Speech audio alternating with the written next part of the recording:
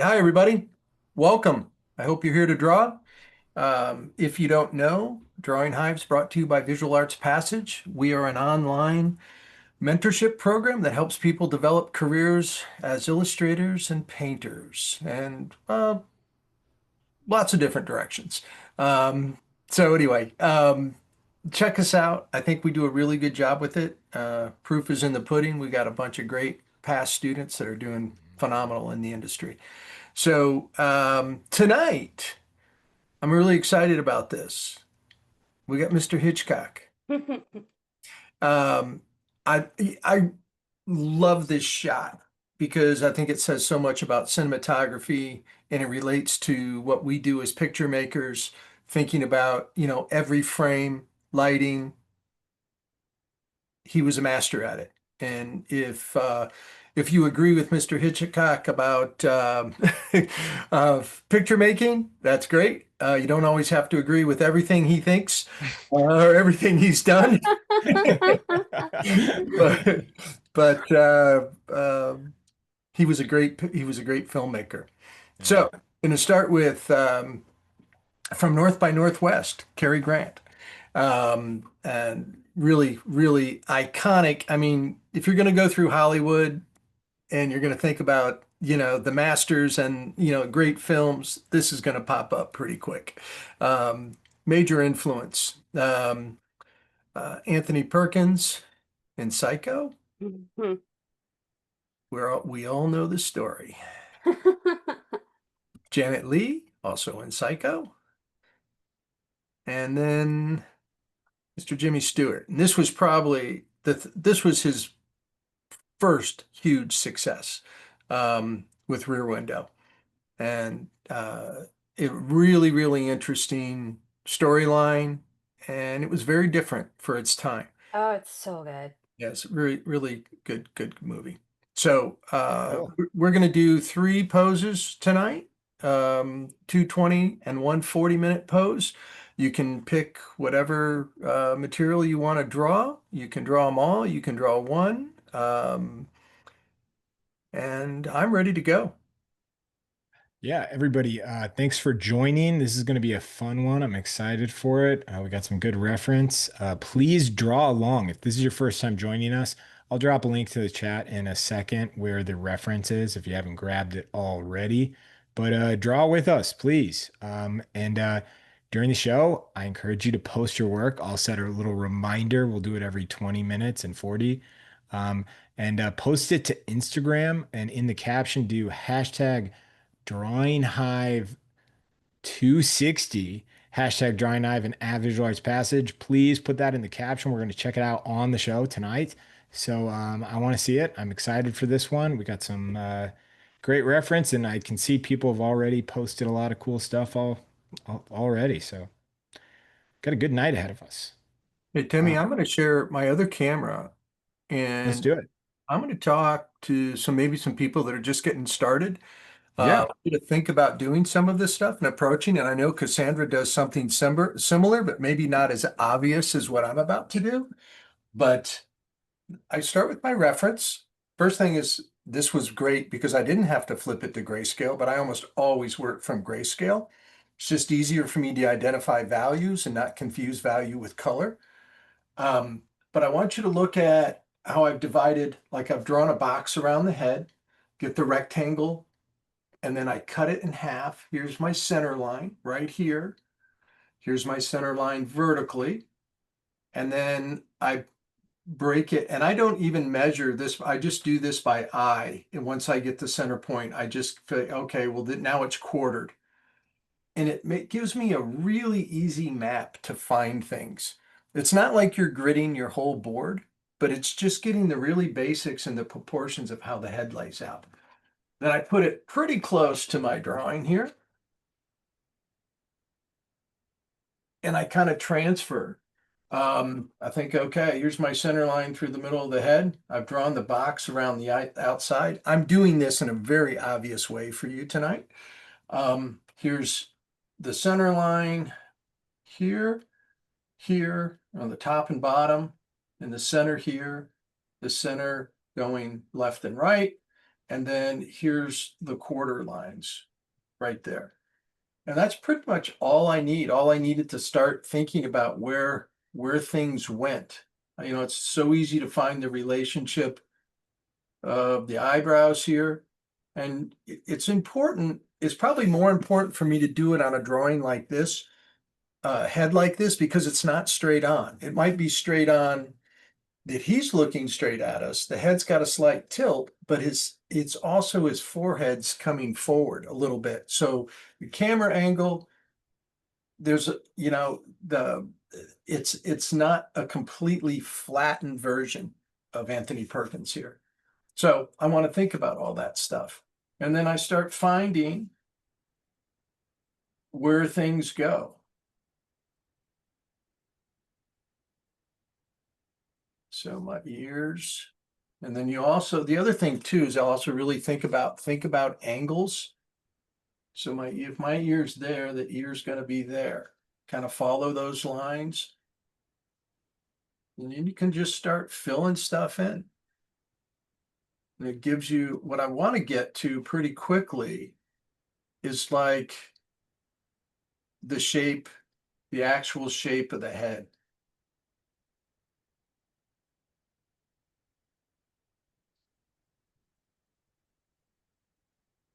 Cassandra, is that how you do it? Yeah, Pretty similar, right? very similar. I learned it from you. So, No, I learned it from you, man. so it's interesting. It's like somebody get asked a lot, like, what drawing method did I learn from? Or, you know, mostly I've trained myself observationally by just looking at things. A lot of what I'm doing now is just really looking at the shape of his head.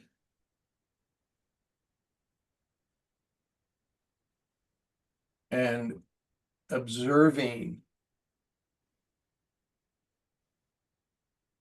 where things, you know, you get a starting point and where things live, where they intersect.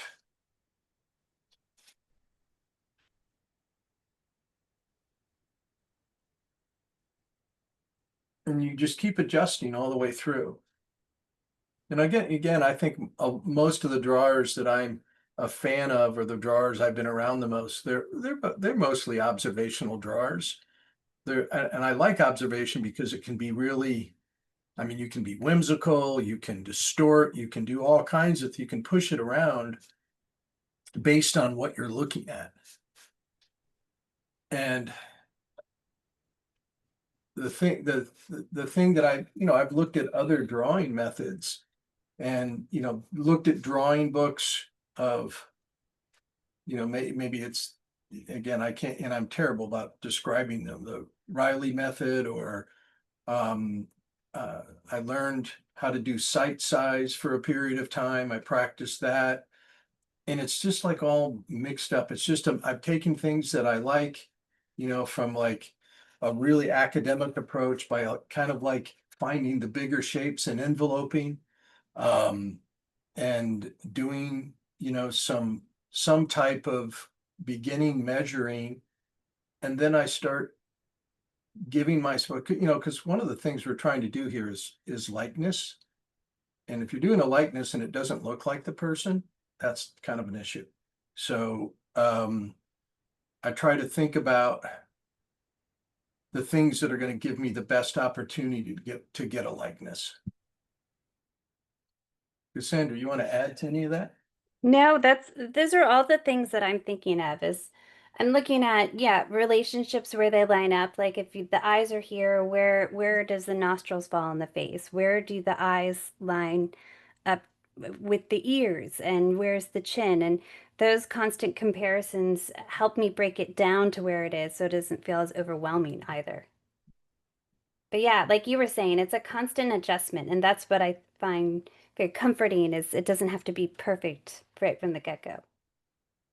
It doesn't have to be perfect at the end either. Nope. And you can still make it look like the person if if it's not even that accurate. If you can get, you know, a shape that resembles the shape of their head and the features, if you can identify what makes them look like them. Sorry, I was blow drying. What'd you say? Um, I don't know where you started. What did you hear last? Now I'm blanking. I was saying it doesn't have to be perfect either. Yes, yes, yes, yes. I totally agree with that completely. I mean, if you can get, yeah, and identify what makes somebody really look like somebody, you can make somebody look like. What was it? What is the illustrator's name? Hidden, that does the uses the fruit. Oh, yeah. I absolutely love that stuff, but he'll use fruit as the features, and he'll get these portraits. You can tell who they are with these, really, simple, the shapes of the fruit are kind of articulating the shapes that are in the figure's head. Wow. I always think of Al Hirschfield too, like, with simplicity of line, how he manages to capture likeness in people. Everybody, I want to let you know the chat is open. Toggle it to everyone. Don't do when you just do panelists, it's pretty boring. And it makes us look like we're talking to nobody. Um, Let us know where you're tuning in from and what materials you're using tonight. And if you have a favorite Hitchcock movie, you could also let us know too. Mm. Do you Uh, guys have a favorite? I gotta say, I'm kind of embarrassed about this. I don't really know Hitchcock's movies very well. Like I've seen the big ones all once, Uh-huh. but like I couldn't tell you hardly anything about them other than, like today I was like, why did the birds do that? That's Oh, what I oh my Googled. gosh. I've seen almost all of them multiple times. Really? Yeah, like I love Rebecca because it's so, like For who he for who doesn't for someone who doesn't know. Rebecca is based on a book by Delphine Demure, and it's amazing. It's Jim Mhm. Fontaine, Laurence Olivier. It's about a woman that marries a man that was previously married to somebody else who is the epitome of beauty, and she feels like she's competing with this idea of a woman that's passed away, and just kind of the head case that she becomes from it. It's Yeah. so good. And then I always love The Lady Vanishes. It's like a great, train caper and really fun mystery. That's just delightful one if you want something light and fun. I mean, there's just so many good ones. Spellbound, you use Salvador Dali, like he set up the dream sequences, like that was always cool. So I could always talk about Hitchcock movies. Yeah. Murder. Um, I, the probably the last one I've watched and the one I've seen the most is Mm. Rear Window, excuse me. I was kind of giggling because Timmy sent me a message. He goes, all the big ones, and he used rear view mirror in a text that I was thinking, what? And I had to think about it for a second. Oh, did I just like type? I just like butchered it. Yeah, a little bit, but Yeah. not enough. I knew what was going on. Rear view, whatever. Yeah. I always thought he That was was my. gorgeous. We got Raymond Benia here. Hey, Ray. I'm assuming you're going to tackle the birds so you can create this massive world. Oh man, Did I just give about you a that. homework assignment? Wait, but the birds aren't in Yeah. the reference, so he doesn't have to. Well, that That's not Yeah, going to neither was stop Ray. neither was the Fortress of Solitude, yeah. Cassandra. I was gonna do a hallway. Okay. Yeah. Uh, No, you don't let me ruin your night, Ray. You've got a kid. You can't do this. Uh, how's everyone doing? Doing great, man. Good. Yeah. It's Thursday night. You guys are drawing. I'm talking to you. I feel bad saying we're drawing. Yeah. We got, hey, you know what? Exciting news for everybody on Drawing Hive. It might not be shockingly noticeable, but it's different. We qualified for a special pilot program with Zoom. We have a higher resolution stream. Whoop, whoop. Yeah, pretty exciting. So I had to message everyone this week and be like, make sure your internet's fast because We going fancy. we're on the Zoom highway. Yeah. Oh, so I should plug in, Timmy? Yeah, probably. Yeah. Plug in, John. The people don't know this. John plugs the back of his head in to log in. The visual arts master's classes now. Little known fact. Little known fact. Yeah. There's a zipper all the way down his back. That's what keeps it all together. Yeah. Uh, fun stuff. What have you been working on, Ray? What are you doing now? This is Um, the green highlight that you are on a new platform for us. oh, that's yeah, that was character creator. I wish I should probably pull that up so I don't. Hold on. There we go. It's like I think I've talked about it before. It's a kind of a program where you can buy like characters and packs. They're basically just action figures Right. that, that Cool. you can accessorize. So it's like Can you the take them metaverse apart of pretty easily? you can, yeah. And you don't Yeah. have to clean them or and your siblings won't misplace them You don't have when brothers you're that will behead them because they're casualties Yeah. of war. yeah. I'm not bitter. Yeah. Oh, oh no. Oh no. Someone Only said, one. I love this. I'm old enough to have not been old enough for my parents to let me watch the Hitchcock movies. That's pretty good. I Yeah. remember my brother and we were both homesick one day from school, and like we were old enough, like we were young but old enough that like my mom could leave us alone for a bit because she was, Yeah. bouncing from work and stuff. And he and I snuck watching Psycho, not having any idea Okay. how intense it was, and we were terrified. Does it I know these are all good movies still. So I'm not asking like does it hold up? Mhm. I know that it holds up, but is it still as scary? Yeah. Yeah. Yeah. Yeah. Wow. Um it is funny. I'll stand corrected on this because one of my gripes as of recently on the show was that like about like contemporary movies being like ham-fisted and really like heavy-handed with like messages Hmm. and like explanation and like leaving no mystery because like the audience doesn't want mystery. Even though the fact that I think that people are more impacted by stories that have mystery, right? Hmm. Um, but we were getting ready for Hitchcock, and so I was like choosing some images, or I was choosing John's images that were from the birds, and I was like, why do the birds attack everybody in the birds, right? Hmm. And the first thing I read was like, nobody knows. It just happens in the movie, and like that's Well, they kind of mention a chemical spill. so okay. So that's interesting because that's new as well.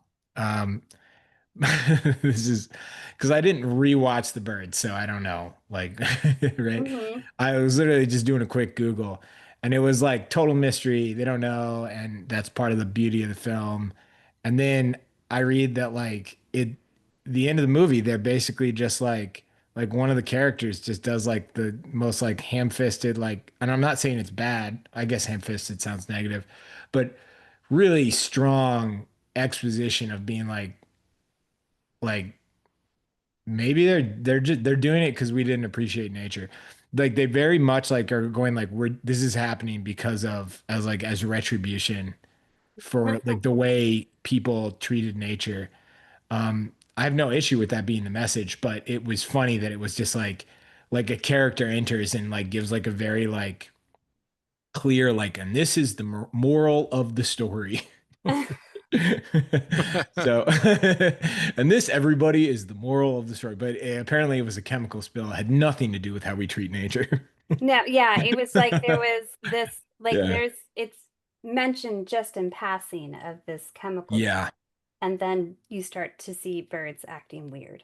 Okay. So I read the first thing I read was like, it's just they just start doing it and nobody knows. And I was like, oh, that's punk rock. I love that. That's awesome. And then they were like, no, it's pretty heavy exposition actually.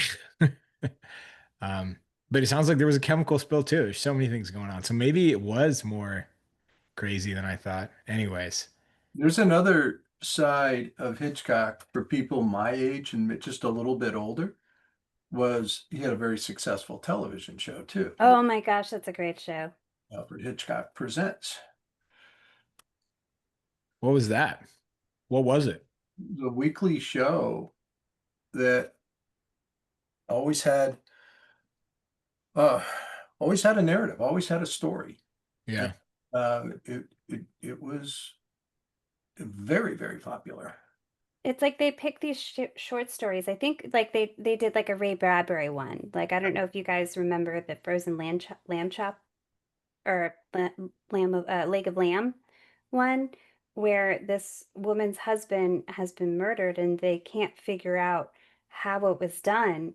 And what it was is really the wife killed him with a frozen leg of lamb and then cooked it and fed it to the Wait, detectives. wait. Back up, back up. He No, keep going. Keep going. wait, Yeah, it was wait, for children. the weapon was a frozen leg of lamb. Mm-hmm. Okay, cool. Checks out. The blunt object. Yeah, Yeah. okay, yeah. Yeah. And then she cooks it and feeds it to the detectives that come try to figure out how he died. Pretty great. So she destroys Evidence. the evidence. Or the detective does. Yeah. Yeah. But Nice. it was like crazy stories like that. That's a pretty good. Yeah.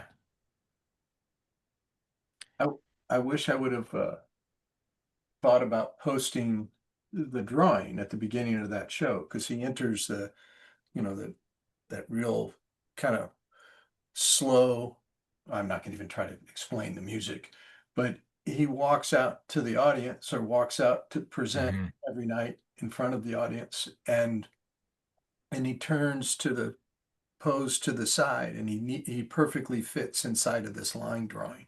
Mm-hmm. He Oh, actually, I have the theme song going through my head I right know, me too. I don't want to try to. do do do do do do do do do do do do do do do do do Was it Yeah, kind of a do was it do. kind of a Twilight Zone-y, but like for horror? yeah, a little, Yeah. Yeah. but he did the drawing himself. Oh, Yeah. I didn't know he did the drawing. That's what Oh. I heard. That's what I always remembered. I could be wrong, but Wow. I think I think that's correct. He was a very, no doubt, he was a smart individual. Mm-hmm. Well, like in Notorious, there's this famous scene where Ingrid Bergman has like a key in her hand, and there's this long camera shot from the top of the stairs all the way down to her hand. And nowadays, like that's a shot that's a dime a dozen, but that shot had never been done before, and it was revolutionary. And I so I if you don't follow totally. So wait, so the shot, how was it? So she was down in like the entryway of the house, and it's a big Yeah. fancy house, and in her hand is a key. But Yeah. you don't get to see it. The camera starts at the top of the stairs and Okay. slowly pans all the way down the stairs and then zooms into her hand till you finally see the key in her hand. Okay. And it's just Oh, like long shots like that hadn't been done before. yeah. Yeah. What era is that? I'm trying to think.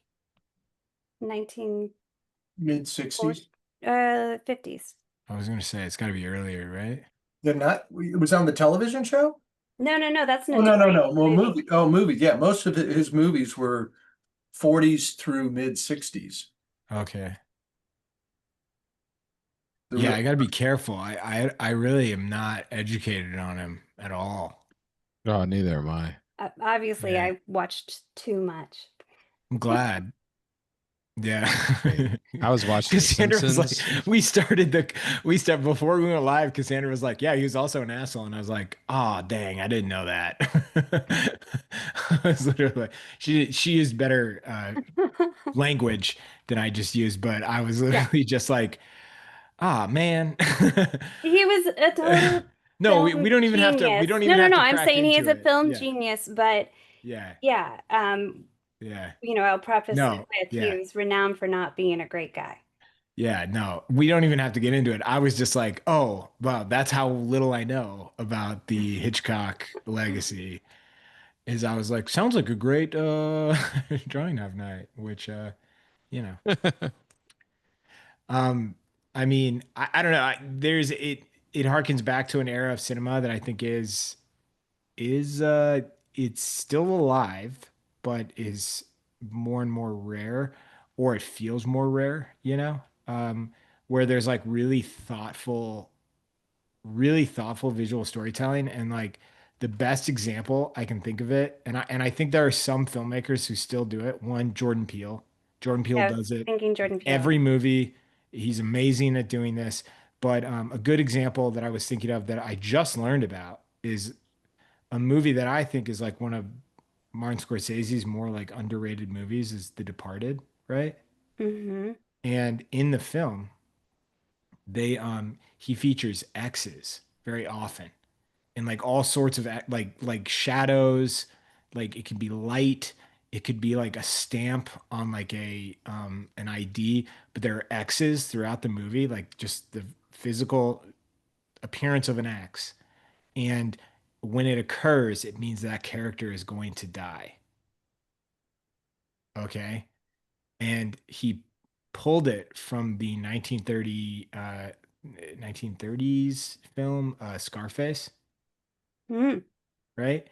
And so it's just like really cool where you're just like, I don't know, the detail that goes into it, you're just like, oh, this is amazing. Like it's truly like every frame is a painting because like you don't like organically or not organically, you don't just like accidentally like whip up a scene with these actors and just be like, oh, we'll just throw an X over there. It's very cinematic. It's unbelievable. The amount of work that it took to do it is really thoughtful. And then on set, people were like, hey, there's a lot happening in this scene. The lighting's already maybe too complicated. And then Scorsese's like, no, I'm trying to do an homage to this film from the 1930s that like showed every character's demise in advance with like an X over them in the film. And I don't know. I think that's amazing. Like it's like a testament to the craft. Yeah. No, and I think it's definitely still happening, but it's happening maybe at a, like you were saying, kind of at a different level. Yeah, it's happening at a different level, and then it's one of those things where you're just like, maybe it's happening more and I don't see it. Like Um, like Guillermo del Toro, like the way that I yeah, mean, his films are just beautiful to watch. They're just those are yeah, more paintings in action. uh-huh. Yeah. I think more to like what you said, Cassandra, is that it's happening, but it's maybe happening also in movies that I don't care for, like Hmm. as in like genres that I don't care for, or maybe that like not even like don't care for, but like have a hard time stomaching. So like a good example would be like I think Ari Aster probably does a really good job of this, but like I have a hard time stomaching like Ari Aster movies, and that's like not a I use the word stomaching because I feel like that's more respectful to the artist. Like, What's 'cause, Ari Aster movies? I'm sorry, I don't know. I oh my gosh, why am I blanking? Thank you, Cassandra, because I didn't know. So Ari Aster, I want to think of like all the good ones. So you've got Midsommar, Hereditary. Oh, okay. Well, Um, that explains it. I can't. Those are too yeah, scary for me. they're really scary. But then some of them are just like dread, right? Hmm. So his new film, Eddington, looks really good, but it definitely leans on like dread for sure. I have a hard time with dread, which is funny because like a lot of what I read about Hitchcock was what he like fully embraced. Was it Hmm. like dread. Mm-hmm. That people aren't like one of the quotes, I'll butcher it, like they're not as afraid of the bang as much as the anticipation of it, Yeah. right? Yeah, A couple that people I have like seen it, that. he said. Hmm. Well, I think in general, Yeah, interesting things are happening. I maybe just in yeah. people are thinking outside the box, like How to Train a Yeah. Dragon. Do you know the story? Did you ever see it or Does like he the train a dragon? How Is to it Train a about a boy? Dragon? I have never seen it, but let me guess. Is it about a boy that doesn't fit in? I swear to God, I've never seen it, but I Yeah, got a but feeling I'm gonna nail it. A boy that doesn't fit in his hometown, and then he finds a dragon and trains it. well, that's just kind of they're Spoiler about they're alert. they're a Viking island, but beside the point, Yeah. what I was going to say, what was really Yeah, I'm sorry. interesting, what I they're derailed it. Sorry. what was really interesting that they did is they got Richard Deakins to be the cinematographer for that film. And Oh, Richard, Roger Deakins? or Roger Deakins, yes. Okay, And cool. so they were like realizing they wanted to think differently about how to handle lighting and stuff for Hmm. animation. So they brought him on, and he Yeah, basically Oh, just really? turned them on their ear and revolutionized the way lighting was done in animation. And that's because they had the yeah, forethought to bring him on. He did the movies he's done yeah. are Blade classics. Runner and Yeah. Yep. did he He's do pretty great. Arrival? Blade Runner. I always think, I mean, everybody always Blade Runner. I mean, his big like trying to think of like the big one that he did. He's done a lot of my favorite movie that he ever shot was Prisoners. Um, but it's not because of how it was shot. 1917, not a actually 1917 was really interesting. Just um hearing him talk about the Well, like the he did Oh Brother, technical. We're Out Thou. Did he? Yeah. I didn't know that. Jarhead, Hail Caesar. I'm looking at the Big Lebowski. I didn't realize he did so many comedies. Interesting. That's really interesting. Um, yeah. Also love to, yeah, I love Roger Deakins. He's an Yeah. interesting one. Sicario. I had no idea he was so intertwined with the Coen brothers, though. Yeah. He's done like everything with them. That's wild. Gotta be good then. Yeah, probably. I don't think they hang out with people that aren't talented. Um, a couple people have asked. We're drawing from the reference that I just typed in the chat. Uh, keep drawing. Um, someone asked, how do you correct mistakes if you're using charcoal? You Well, smudge it right out. There you go. go right over the top of it. Sometimes I draw with pastel, very similar to drawing with charcoal, new pastel, and I have a kneaded eraser in my left hand. I Yeah. can't get rid of it all, but I can get rid of like a really heavy spot, which I can just blur out at that point. Someone asked this question, and it is an impossible question for us to answer for them specifically, but it is, how do you get your paintings to start selling? And the most simple answer to this is find someone who will buy them or make paintings for people who will buy them. It's it really depends on the individual. Got to develop an audience. Yeah, you got to develop an audience or you got to find an audience. It's one or the other. And it's like if your paintings are amazing and no one's buying them, it's because you're showing them to the wrong people. And if you're showing if you have amazing paints, yeah, it's like, yeah, it it's a tough one.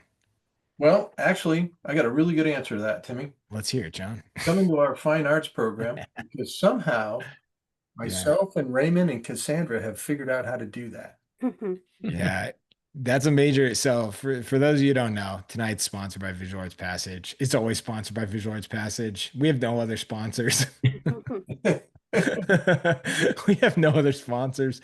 We're in that sweet spot where we're just where we have just enough people tuning in to be sponsored by Visual Arts Passage, and that's it. Um, but yeah, no, we entirely focus on developing skills and kind of like questions like that, which is like, how do I sell my art? And it's like that the answer to that question is different for every single person, and it really needs to be a for you to like explore that with a mentor or an instructor, like you're gonna have to share your artwork. You're gonna have to really dig into who you are and what you want to do. Um, and not to be like too salesy about it, but you gotta ask those questions and it's that goes beyond the Thursday night drawing night. I'm glad you asked it. But it really does involve cracking into what are you doing, what do you want to do, and and is there a market for it? What does that market look like? The crazy thing, Timmy, is there's almost a market for everything. And it's Yeah, there really is. really have to figure out where that is. And that's the starting place. Maybe it's, finding other artists that do similar type work and looking at their success. And they have to be successful. You kind of Yeah. figure out from the paths of others that way.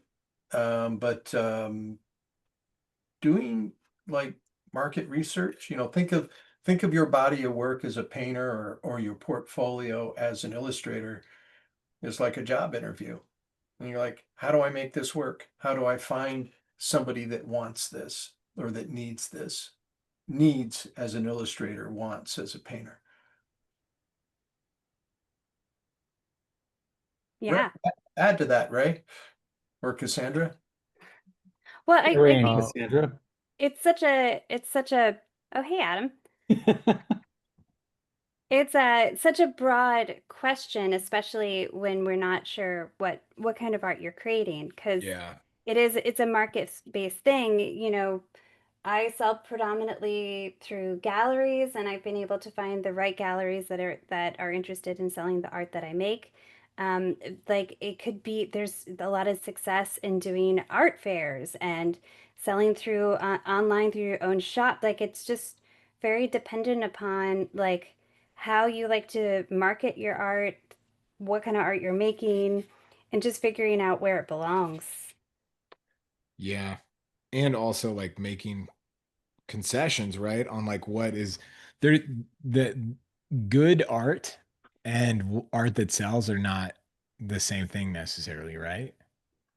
well, It I can't, mean, they it certainly it can be, but like, I think nowadays uh it is a matter of finding the type of audience that supports the artwork that you do yeah. because it's like there's no better way, no better time to be an artist than now. I think I still maintain that, and it's just Yeah. because I mean you can I mean ask John, how hard was it for his generation to connect with their audiences? I mean, like to be Hmm. able to Yeah, no Yeah. social on media made solo. it tough, right? Yeah. y- Oh, y- good. No, you know what? I'll say this, and the first thing that people, Ray, that like a couple, I'm sure like young artists in here, they're in school, they're thinking when you said that, they're like, well, what about AI? Right? Yeah. And one thing I'll Hmm. say is Microsoft just released their 100 jobs they believe is most threatened by AI. Guess what was not on it? Artists, not nowhere near it. Huh, They actually listed it on their one of their most like protected um like like AI proof careers. Um that's exciting. I didn't know that. yeah. Yeah. That's kind of them. Yeah, that was nice of them, wasn't it? Wasn't that nice of Bill Gates? He did it so we'd leave them alone. Not, and we don't have to like crack into an AI conversation. It's just I just know that people think that, it's like every review that I do, every portfolio review that John does. Well, maybe John, I don't know if it probably doesn't come up as much in portfolio reviews, but a lot of students I talk with always ask that question. I'm always like, No, it- I don't know. Like, yeah. Um, That's cool. Yeah, there's never been a better time. Well, think of the opportunity you have. It's like establishing an audience or linking with an Hmm. existing audience is so much easier to do today than when I first got started. You know, Yeah. Ray, Cassandra both know the artist, and Adam does too. That I'm going to bring up. Think of Robert Heindel could have done what he was doing. He linked to like sidled with all these dance studios, and Hmm. imagine how much Yeah. easier it would have been for him Oh today. my gosh, yeah. He did Just it the physical way. real quick, everybody, we're moving on to the next pose. It's hashtag drawing hive 260. Hashtag drawing hive 260, hashtag drawing hive and add visual arts passage. Put that in the caption and post it to Instagram. We're going to check it out at the end of the episode. Um, man, if somebody does the camera as a Pringles jar, I would love that. He's just a guy alone in his apartment eating way too many, Examining the bottom of a Pringles can. just looking through, being like, I swear there were more There Pringles. should have been one more. Yeah. Um, that's pretty interesting.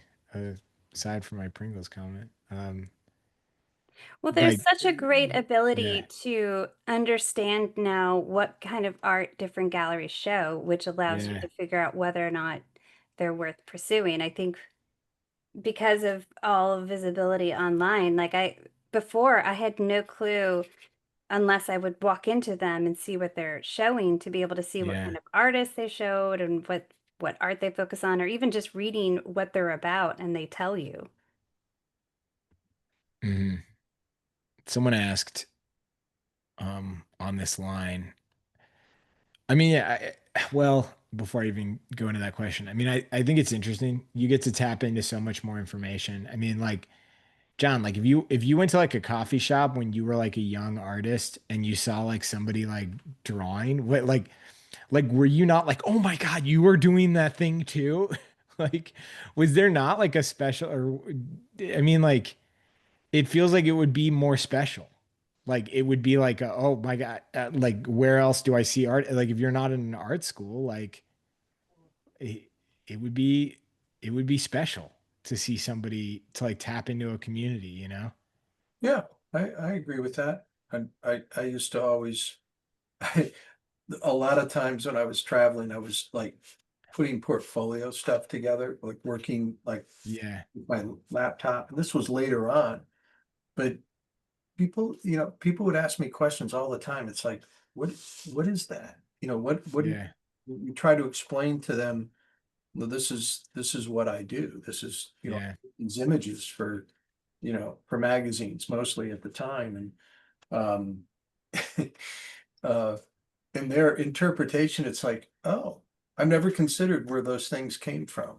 I always of thought that course. the Yeah, magazines just, produce those things, yeah, or book covers or wherever. yeah, Had some funny conversations that way. You Mhm. you can make a living doing that? yeah. It's pretty amazing. Um, Someone asked, do you think a true introvert can survive in the modern art world? Heck yeah, Yeah. I that's think what I so. am. Yeah, you Um, just have to be able to um, understand how to get your art into, in front of people that would support Yeah, the art yeah, that you do. yeah, yeah. I think that as an introvert, you probably are going to encounter all of the same speed bumps and challenges that like introverts are going to find pretty much in any industry, you know? Um, Mhm. Hmm. my very good friend is a neurologist, and was talking with him about I have another friend that's going through like kind of they're going through like a medical thing, and they're having to decide a doctor, like they're having to make pretty serious decisions about a doctor that's going to be with them through this experience. And we're talking about like bedside manners, right? And my friend who's a neurologist is like, oh, throw bedside manners out the window. They don't matter. It's Yeah. forget bedside manners. And I was like, really? It's totally inconsequential. And he was like, do you want the person that couldn't make friends in med school and didn't go to parties and studied at night, or the one that was popular? And I was like, excellent point. Like, you want the nerd. Right. You know, like there's no correlation between like how outgoing you are and like how skilled you are at like any craft. I mean, I like, unless you're an entertainer, you know, or like, you know, that specifically is a skill, you know, aimed at the craft, I guess. But but yeah. There's a lot of introverted artists out there and Yeah. they're very successful. There's a lot of introverted entertainers, is at least Uh-huh. from what I've read. I don't really know anybody, Yeah. but I think though that it's just, you know, um introversion, it's like you just got to learn how to like work with it, I think, you know. Well, like, the one thing to be said for introversion, it's kind of following on what you just said about, choosing your medical professional. It's sort Yeah. of like going, yeah, if you didn't get out a whole lot, you had plenty of time to like hone your craft. Yeah. Jazz musicians always talk about wood shedding, right? Which is the idea of Mhm. like it means going out to the woodshed and practicing in solitude without anyone around to disturb you, Yeah. right? And that's like people talk about that as being like, oh my God, you have to get away from people and away from social life and away from distractions to really hone your craft. And introverts are halfway there. Yeah. Man, I gotta say though, I don't think there's ever been more of a time in humanity when more extroverts enjoyed saying they were introverted. Oh yeah, no, it became like a kind of trendy thing to call yourself for a little. Yeah, isn't it? Isn't it? I think the It- arts is like super in your favor to be an introvert because like yeah. 95% of the time it's just you alone at an easel, creating Yeah. work for a situation. And then ever so often you need to pop your head up and say hi at a gallery very briefly, and then you get to go back into Yeah. hiding. I think it's beneficial. I Yeah. like it that way. well, Yeah. I was the opposite. I guess gregarious would be the right word. I liked being around people. I was very social. Yeah. Mhm. And probably the hardest thing I had to struggle with was when I was trying to get good, when I was really learning, was being by myself all the time. Um, Oh, yeah. John, Yeah. I totally relate to that. I really had to work at it. I mean, it disturbed me. And I Hmm. had the same conversation with Sterling just recently, and he said, "Man, he dealt with the same thing." Yeah, I mean, Yeah. it can be like a really, for those of us who like do need people to feel like ourselves, like it'd be hard to be like, oh, so and so wants to know if I can go out and I'm on deadline. It nearly ended the relationship with my wife a couple of times. Uh, Oh, wow. It's like, I mean, literally, it's like, I mean, this is before we were too serious, but I would say, like, I can't do that. And she'd be like, I don't understand. It's like Friday at 8 o'clock at night. And I'm like, you don't get it. This has got to be done by Monday morning and, or whatever the circumstances were. And it took a lot of explaining and she figured it out over time. Um, but I mean, yeah, I don't want to get too serious about this, but if I had to pick some of the most dedicated people I know, they would be a list of artists that have, like put some serious time in by just wanting to do something real badly and having to, to be in that situation, realizing, oh, that's the only way I could do this was to really commit. And it was hard. As a young man, I didn't start drawing till, in my teens. And I wasn't interested in hard work. I got interested in wanting to be an artist and realized the only way I could do that was to commit. So that's kind of my experience with it.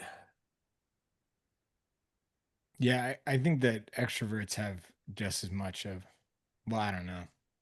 I think if you're an introvert and you're like, oh, I wish I felt comfortable being an extrovert, I'm like, I'm always like running into that where I'm like, man, my life would be a lot easier if I didn't have this urge to be Yeah. around other people right now. Hmm. The other thing is since a Yeah, lot of people in the arts are introverts, a lot of people who are kind of have to hire you are going to be kind of yeah, introverted too. And yeah, so, there are times that I find myself like, no, no, control your exuberance around this person. They might not be people. Right. yeah. Yeah. I also love that like it got to such a point where there were so many people saying they're introverted that they were like, we have to come up with a new term. It's called Right. introverted extrovert. And Right. you're like, okay, Some so is just none of this true? right. Who would have guessed there would be shy posers?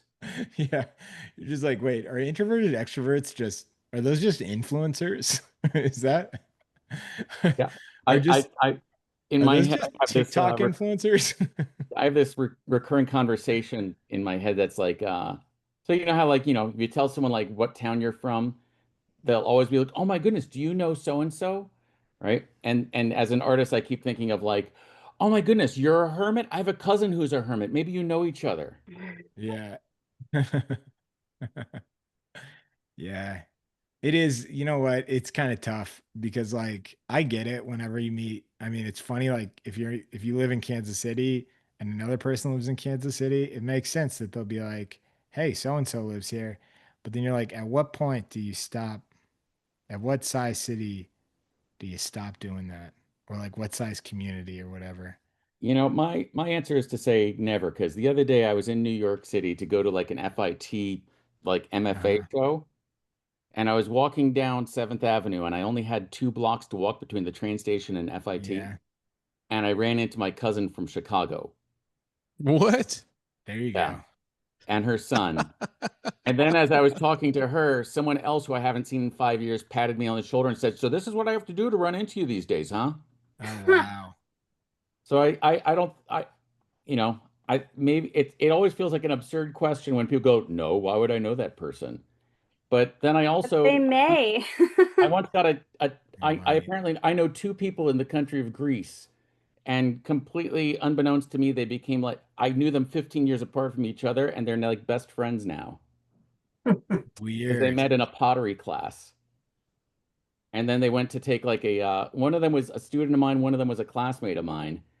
And they met each other in a pottery class, went to friend each other on Facebook and went, "How do you know Adam Gustafson?" Yeah. So I got this text of these 2 people that, like I said, I knew 15 years apart, standing side by side in their pottery class, like waving to me. Oh my gosh, what a hoot. And so I Okay. go, "Yeah, you know what? Oh, you're from Greece? Hey, do you know my friend Ornella? Because you never know." Right. What the hell is going on? Listen, What are you I'm gonna doing, get man? I'm Are gonna get you there. are you building like a house of horrors? No, so I got this apartment thing set up here. Okay, I'm gonna yeah. have some Yeah, like, that's what right? I started to be like, okay, some architecture is occurring. Yeah. So I got the my lights are all messed up here, but and so I'm gonna have some smoke coming in from like the shower. Yeah, This is supposed to be like, just before. I see. I was Terrifying. going to make It'll a be joke and ask if Ray was going to be like making the hotel room and the bathroom and the plumbing before putting Janet Leigh in it. And Yeah. I didn't even have to make that joke. Yeah, Just truth. Did you get permits for this? I know, right? This is I hope you definitely pulled all not a the union. permits. This is definitely not a union job, folks. It This is is weird. Ray, I have a question. Why do the walls all look like kind of mushy? this is an actual scan of someone's apartment that I found online for free. Cool. So I just took it Nice. and I'm cutting it up and I'm replacing some of the walls. But Nice. it's got like the ambiance that I'm kind of looking for. So Cool. I yeah. like that. Ray's kind of got the creep effect of Hitchcock in there. I like that. Yeah. Yeah. Whose apartment is it? Kind of cool. Yeah.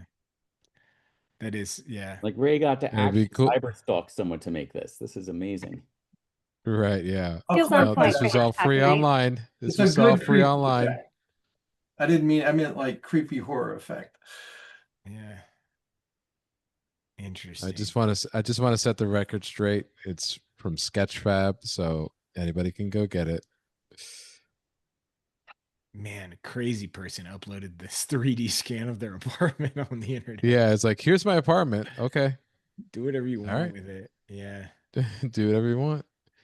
And I will. I had a 3D scan done of me not too long ago, and then they printed it. Oh wow. It's pretty crazy. Yeah. So you can buy I'm pretty sure that's how these little action figure heads that I've been buying are. That's I buy them. exactly what they did. They made me into an action figure. Yeah, Which so it wasn't at my I just want to be clear before you go at them. It wasn't they asked me to like I was just like Okay. working and they were like, "Hey, can you?" I was at like a photo studio and they're like, "Hey, can you, stand in?" So I didn't request to have an action figure made of me. It's okay if you did. I no, it wouldn't be Cassandra. Well, I buy them for those times where I need a model and it's the middle of the night and I need really good lighting Yeah. control and middle of the night or middle of the day. Frankly, when you're an illustrator, like no one you know is ever around when you need them. No. Yeah. So I've just been buying little generic, like think of the most generic looking celebrities I can to buy heads of, so that I can turn them into other people on a need basis. Yeah, that's the thing I found that of how many artists nowadays use scan data as Yeah. instead of like photo reference. So Huh. I think it's a lot of fun. John, are you ready? I think so. For I love your for confidence. what? Yeah. All right. Let's see if Oh, that's nice, Adam. Oh, thanks. Yeah, see it is. if your music is ready as well.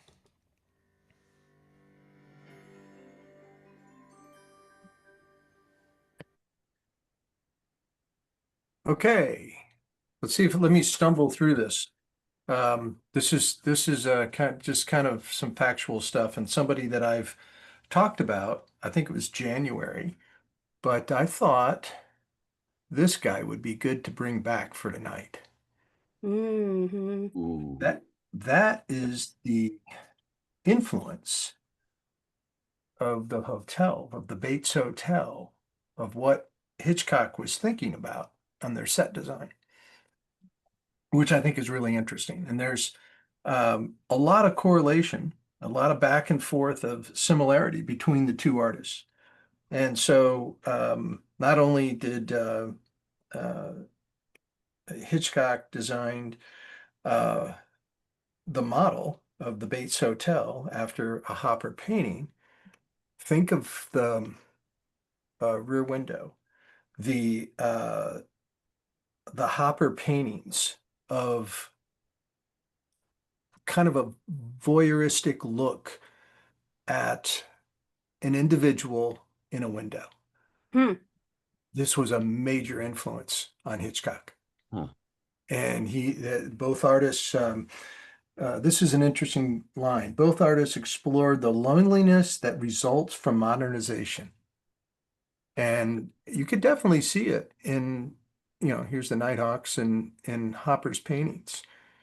Um, I mean, I absolutely adore his work. And I even like, there's another side of Hopper, which I'll show you a few more in a few minutes. But there was just such uh, a kinship or an admiration that Hitchcock had for Hopper's work that influenced him in his storytelling. And a big part of it was that quote of loneliness and the result from modernization, and then the violence that could come from that calm before the storm. I just think that's kind of explains a lot of Hitchcock's approach.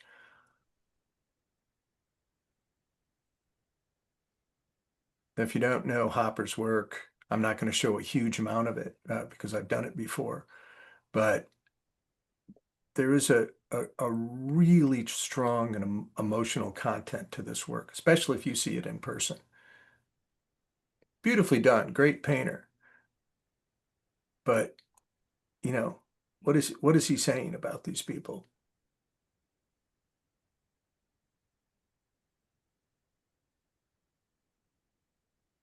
Lots of windows involved.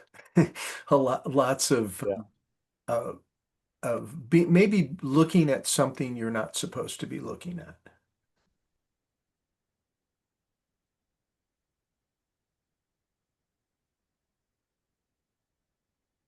And then the other kind of side of him, the part that I really I was became much more of a fan, and I kind of discovered it pretty early on. I was at a show at the Guggenheim where they had a bunch of they own a lot of his work, but had a bunch of his work on display. Um, and it was a lot of his landscapes that these are watercolors, but it was his oils, these things that just killed me. Wow. Yeah. His simplification and interpretation. I mean, the Cape Cod home is like the perfect piece of architecture for him for these paintings. But this painting means a lot to me because, it's symbolic. It's very much a landscape, very much, got a very natural feel to it, but it has the remains or what mankind has done to it without humans Mhm. being in it. It's just the influence on the landscape itself. And that's kind of what I search for all the time. I'm not trying to do something pristine that was, you know, uh, existed centuries before, but how we've altered and changed things. Got some really cool shots of his studio. This Ooh. is actually his New York studio. And he had a home in Manhattan that he and his wife lived in. And then he became successful enough that he bought this little place. This is right next to Ray's house, I think. Is yours is you're real close to Cape Cod, Ray? Yep. Yep. Got similar view, similar property. So pretty much the same. But that's what I Eddie's thought. house, yeah. Yeah. It's pretty close. I mean, I know his is a little small, that doesn't have the square Yeah. footage that you have, but We say pedestrian over here. yeah.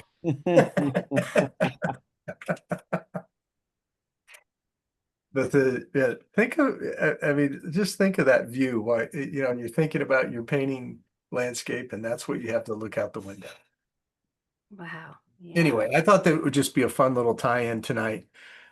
Hopper, That's a great one. Yeah. Hopper was brilliant, and it's really interesting how he influenced, a cinematographer like that or a filmmaker.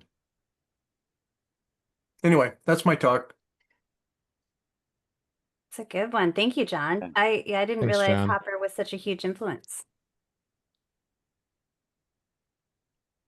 Yeah.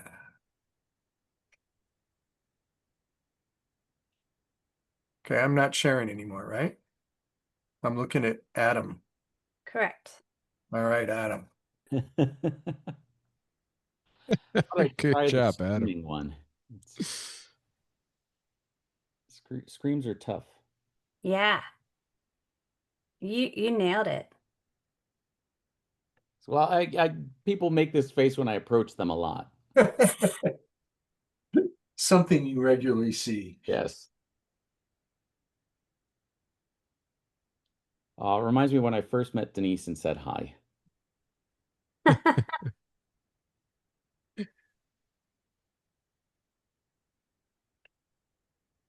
It all worked out at the end. Right. Just like in this movie. Oh my gosh.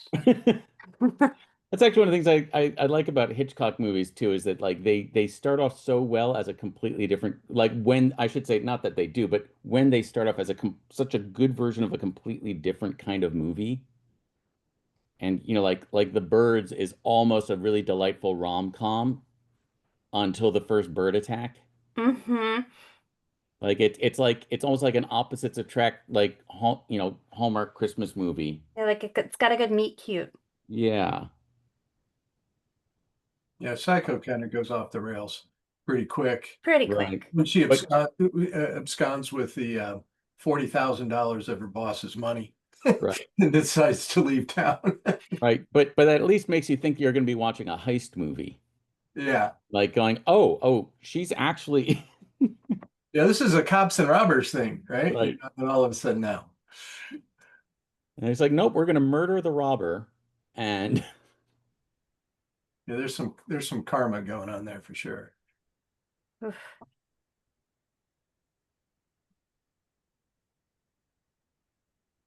but he goes through the trouble of setting up a pretty good heist movie before killing off the protagonist. Well, and it was absolutely shocking because Janet Leigh was such a big star and Right. they advertised her as the big star. Was it So, right? yeah, the audiences flipped their lid. They did not see it coming, and it was jarring. Hey everybody, we're moving on to the long pose. Please post your work. It's hashtag drawing hive 259 or hashtag drawing hive 260. Hashtag drawing hive and add visual arts passage. Please post your work in the caption. We're gonna check it out at the end of the hour. Do it. Don't wait. So a fun fact about Psycho 2 is every time like, the shadow or silhouette shows up, it's not actually Anthony Perkins. It's always someone else just so that you couldn't be like a wise guy and be like, "Oh, I knew it was him. I recognized his shape of his head." Really? Yeah. I'll go ahead and say this. Basically, anytime you've ever seen over the shoulder of any famous person ever Right. in a movie, it's not them. Yeah. It's one of those things where you're like, wait, it costs $80,000 to keep them on set today. Yeah. Oh, I think we can just maybe put someone else in that blue shirt. And Yeah. I don't know. Well, They're like, it won't look like Cassandra him. made Yeah. me think of something when she was talking about uh choices and direction of movie, that type of thing. But I posted, I think for Timmy, I posted, I don't know, 12 or 13 images from, 3 or 4 from each movie. And I included uh so I did North by Northwest, obviously Psycho, Rear Window, and The Birds. And so he had Tippi Hedren, Grace Kelly, and Janet Leigh, and only chose one female. Um, I thought that was pretty interesting. It's like, can I just draw Grace Kelly? Actually, I'm Yeah, glad. you gotta know that I don't I follow what people want. Like it's iconic. It's the most iconic of them, Yeah. of the images, is the Psycho image. If you showed all the No, other I think you images, did a great job. oh yeah, I'm Yeah. just saying, but like if you showed all the other images, maybe I'm looking at them right now, so people don't know what I'm looking at, but like okay, the one with the birds, okay, you'd be like, With the flashlight. oh, the flashlight, nobody would know. I mean, like I'm like, we're having to span like quite a few generations here. And then before you know it, Gen Alpha is going to be drawn with us. It's a nightmare problem that we have, John. Don't let no. Don't let John deter Yeah. you. I'm a middle of the road millennial. I'm smack in the middle of millennial. And I think that I consider myself quite a film buff. And, but I also think I'm tapped into like what other people like what I think I have a pretty good idea as to like, What the kids want. no, not what the kids want. Way to sound No, super creepy, Adam. no, that he also, yeah. No, he's got It sounded like now imagine no, you just got to Timmy's imagine Adam voice with is the more stogie. gravelly. Yeah. Right. Yeah. Actually, Timmy's No, voice with the no, stogie. you what did a good job showing not what Alfred Hitchcock wanted. when you can name drop and what people will like, what is the water cooler? I feel like I'm like, pay attention to that. Like, and like, it's shocking. It's upsetting sometimes. It makes people mad to hear about like what, like you can't go into like a high school or a college and like people are gonna have no idea. Um, I would guess like the Norman Bates photo is a great example. Okay. The image of him staring at the camera, really creepy. Most people now, most millennials and zennials and Gen Z. Sorry, I gotta remove someone from the room that's ruining the chat. You jerk. Sorry, everybody. I don't like having to do this. But anyway, Sorry, Dale. somebody else, yeah, somebody else start talking. I've got to kick someone out of the room. Oh, I'm being a jerk. Sorry about that. No, it's fine. I hope it's Uh, nothing we said or did. no, it's not. It's not. It's just, The guy does one Betty White stamp, you know? Don't I hell know, no. right? It's definitely Dale. Sword. oh my gosh. He was at like a stamp museum today, and he sent me a, a, a photo of one of my father's stamps from there. So that's Oh, Oh, that's really? so what I ran cool. into Wow. today. He was doing a talk, I think. That's really neat. Oh, what I was gonna say, the Norman Bates photo. Most Gen Z and millennials will know that as a meme, not as an Alfred Hitchcock image. Yeah. Unfortunately, it became a meme. It got picked up as a meme. That's why that image is trending on Google. It shows up so quickly. Said it's a meme. Um, and I'm not saying that people shouldn't know its origin, but you know, It's and just a fact of life. It's it's just just a fact of life, you know? how people consume these days. Yeah. Yeah, it sucks. Some of it sucks, and then some of it's like, but they're making room for other people. You know what I mean? It's like um I watched a really beautiful movie that was very it was kind of upsetting and I think dark, but it talked about like it's a sci-fi film. I'm gonna look the name up where the premise of it is that it's like in the future where everybody there's a medicine they've made where like everyone can live forever, right? So it's great. That's like a utopia, right? Everybody lives forever and you never get sick and you live in comfort. But then you're like, there are people that are like, I want to have kids. And like, there's not room. There's no more room. And you're like, oh, it's part of it. Some people we gotta go. You know, it's like it's a cycle. It's an important part of it's maybe the most important part of life is change, you know? So I don't know. Sometimes that really upsets me. It's like I don't like that. Yeah, I gotta go. Yeah.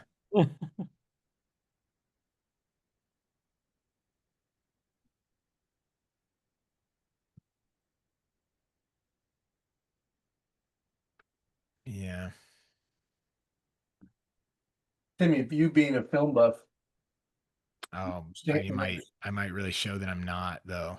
well, no, I've got some pretty big asking. blind spots, but yeah. It's more about future. What do you think is going to be like big big trends over the next 5 years? Gosh, I have no idea. Um, I have things that I hope for. I think the only thing I could say is that I like I love movie theaters. I think that we lived in a culture for a really long time where it was totally possible to stream and watch movies at home very accessibly, and that people still saw the value and fun and kind of like magic and like going to a theater. And I hope that somehow figures out a way to like survive, you know? Well, I But think as far as like what I think is gonna, but like as far as like what I think is gonna happen, or like the type of entertainment, or like the types of movies we're gonna see, I don't know. I mean, like, it's a bummer that like only the biggest movies of the year get a 40-day run in theaters. So like the like only probably two or three movies this year did 40 days in a theater, Hmm. Hmm. Do you which think that movies are was going to get shorter or longer or? I don't know. You know, what's funny is like I think that it's funny, like I've actually looked at that. It's that you mentioned like film length, John. Like I've looked at like I always thought movies back in the day were like way too long, right? So like I just remember having to watch like Steve McQueen movies and like all like good movies, but just like I remember being a kid being like this feels longer, right? And I've learned like for the most part, so comedies were way longer for a long time. Like I think of like It's a Mad Mad World, I think is a long example of a comedy. But then we go through these phases where like they're all pretty long. Like Judd Apatow is a great example. All of his comedies are way too long. And so you start looking at it, you're just like, I think it's just like pacing changes. So like the thing about Judd Apatow is like the pacing is so fast. It's like joke, like it's like a that you never go longer than like 3 minutes without a laugh, you know? Hmm. And so the pacing, it doesn't feel like a long movie, but it's really, really fast. And you're seeing that happen in action movies more, where it's like you can't even. Mission Impossible is a great example. The Mission Impossible franchise, um, you can tell in the later versions of it. Do you know that they don't have a script when they start production? What? What? Okay, so they put together a list of all the stunts that they want to do. I'm not exaggerating at all. No, I totally believe Yeah, you. It's just yeah, also ridiculous. yeah. They don't have And a so, script, but they have a Tom Cruise. so Yeah. Right. they But know they the have a formula. big ramp. Yeah, they know the formula. They got to have Tom. They've got to do the stunts. They got to say that Tom did the stunts. They know that there's got to be a gal with Tom when he does the stunts. And oftentimes these actors say they have no idea what their character's personality is, like what mood they're supposed to have, what they're trying to accomplish, what their intent is. Um, and it's just because those movies are kind of strung together by action sequences. And so, but like, I don't know, it's really funny. I think that there's movies that are gonna, that's a great question. I mean, I think that like I can gripe as much as I want about like big Hollywood movies like that. Like I loved the Mission Impossible franchise, but now I'm like, if okay, this should be your question, John. Imagine I am the minister of films. And I set a rule. I get to set all the rules for movies over the next 3 years. I would say starting today, no more franchises. Franchises are banned for 5 years. So it's not a moratorium, but it's a 5-year ban. We need to hit the refresh button. The only franchise that's allowed to keep cooking is the Naked Gun. They get grandfathered in. They get to do whatever they want. that, but I think I don't know. I think horror is going to continue to just like be major and like print money and be original stories, which I love. Right. In fact, I would say that I was not a big fan of horror films until probably 3 or 4 years ago, five, maybe even five, where it just became like, oh, this is the genre that consistently brings new ideas and new concepts to the table. Um, and so I don't know. Yeah. Whereas I think that's harder in like comedy and drama specifically. Yeah. I don't know. What do you guys think? I was hoping you would say that thing about franchise. I was thinking like the one rule would be like, I don't even want to hear the word franchise as applied to art. Y- yeah. Right. Right? Like we used to, that word was reserved for opening up a new Dairy Queen.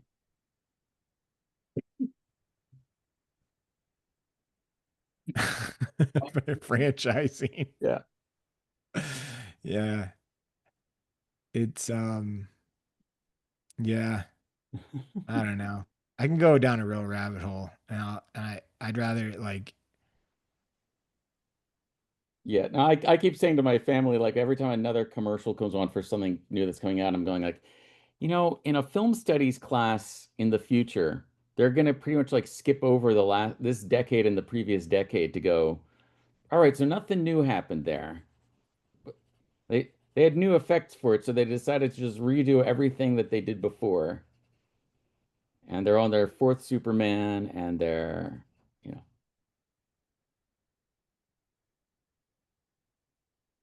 it was all remakes and sequels at that point. yeah, I mean, Well, like you said, except for like weirdly enough, like the horror motif, you're actually allowed to like try new things. yeah, and you know what? They were also, I mean, I'll like correct myself. It's like they were maybe one of the first genres to really start like jumping into like, let's make 10 of these things, Right. you know? Yeah, right. And now they've sort of like they're the ones who have gotten over that. Yeah, totally. Yeah, that's really interesting, actually. You don't, because Like I'm like thinking about like my favorite horror films of the past like couple years, and they've been like really, really careful about their sequels, yeah, no if one's making if Get they Out even 2. make them. You know what I mean? Right. Like I think that like if you were to put together a list of like top 10 horror films of the past 10 or 15 years, like I think It Follows ends up on like a lot of lists, right? And It Follows, like they've been working on the sequel for that for like 10 years. Like, so you're like, I don't know, like part of it is obviously like based on the success of the first one, and they're like some studio people in charge of money are like, we can make money on this, but at the end of the day, like the artist is like,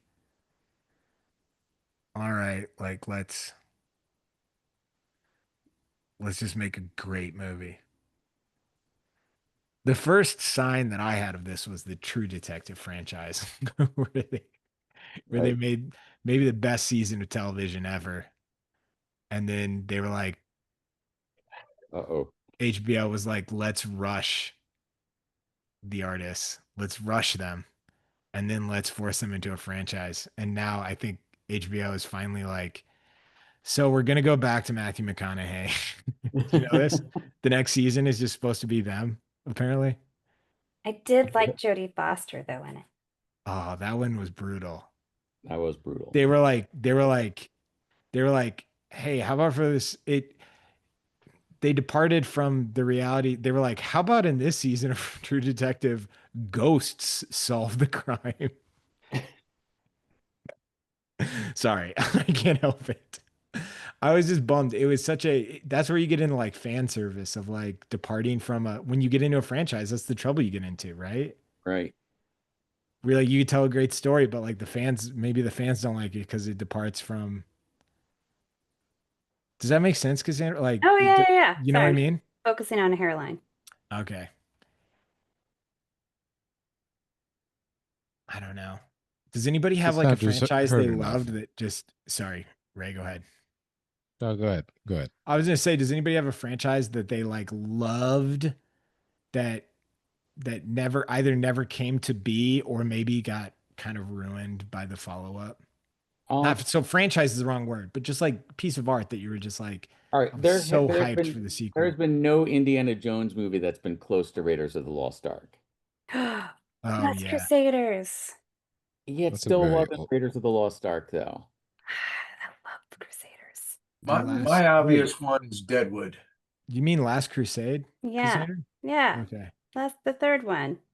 I love that one. It's like maybe the best Father's Day movie The ever. dog's name is Indiana. It's so funny. I'm always like the movie about the movie about the estranged dad is the best Father's Day movie.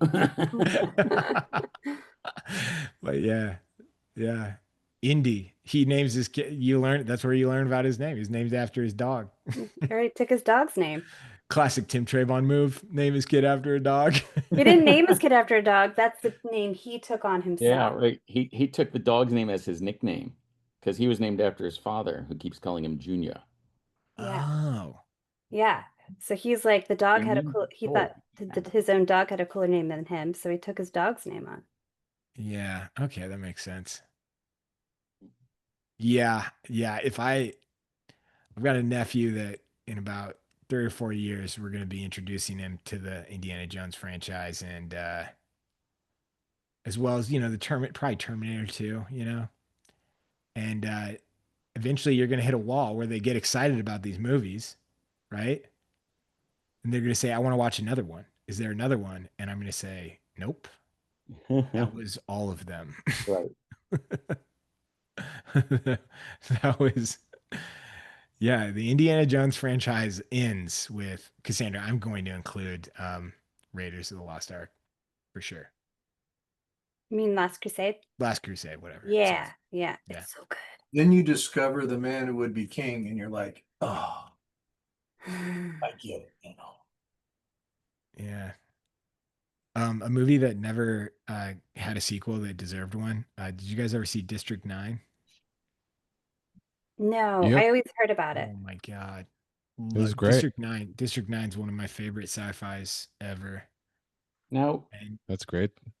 it's a story about immigration. So it's aliens end up in, I'll butcher it, I haven't seen it forever, in like South Africa.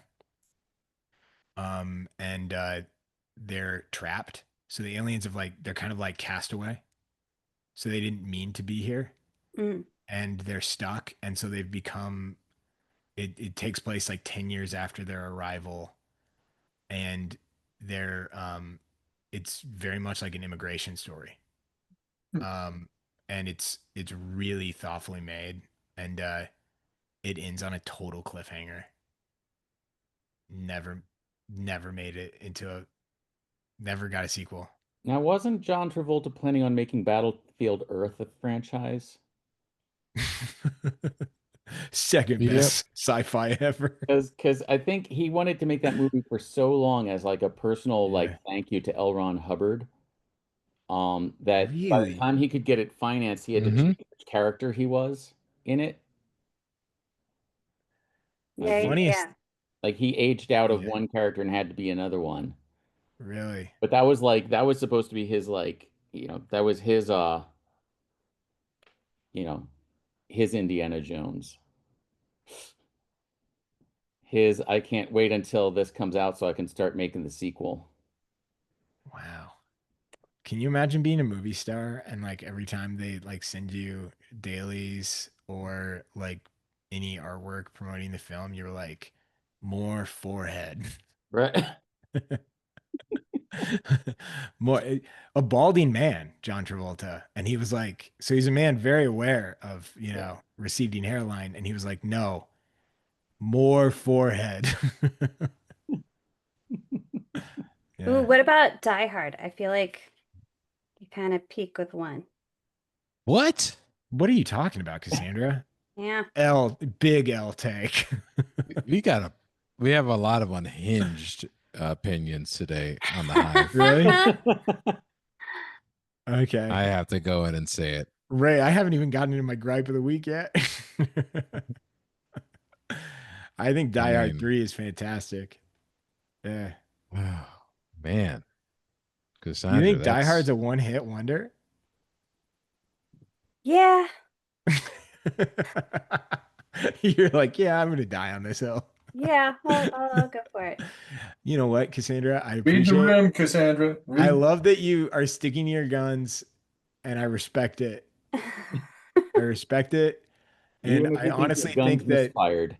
I You're think that allowed to disagree, obviously. truly. And Yeah. also, I think that there's a non-zero chance that if you made me, John, and Ray sit through Die Hard 2 and 3, we may back off on our conclusions. Might be right there with you.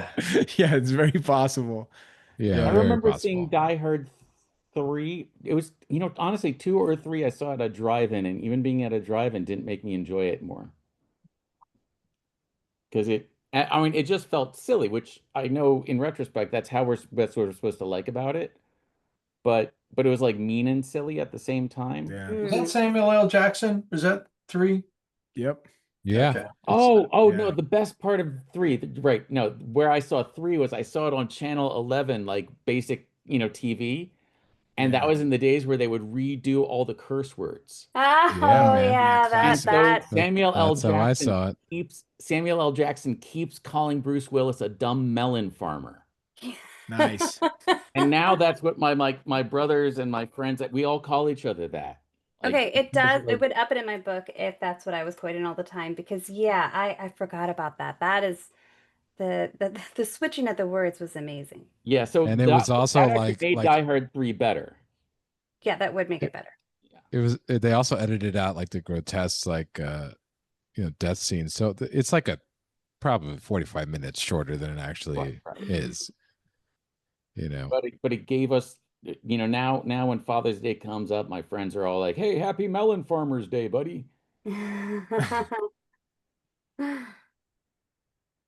That's hilarious. Do you have artists that, I guess this is kind of a dicey question. I was gonna say, do you have artists that you've like revisited that you were really deeply inspired by when you started that now don't maybe hold up to? Oh, God, yes. Oh, I'm sure. Yeah. I'm assuming we should probably keep it Yeah, I'm not going to to like not living people, but Yeah, there were people I liked when I was in high school in the 80s that by the time I got out of college, I was like, I think that's kind of silly. really. Yeah. It is funny that I was like, maybe keep it to not. Yeah, just only say it about people who passed away. That's not what I meant.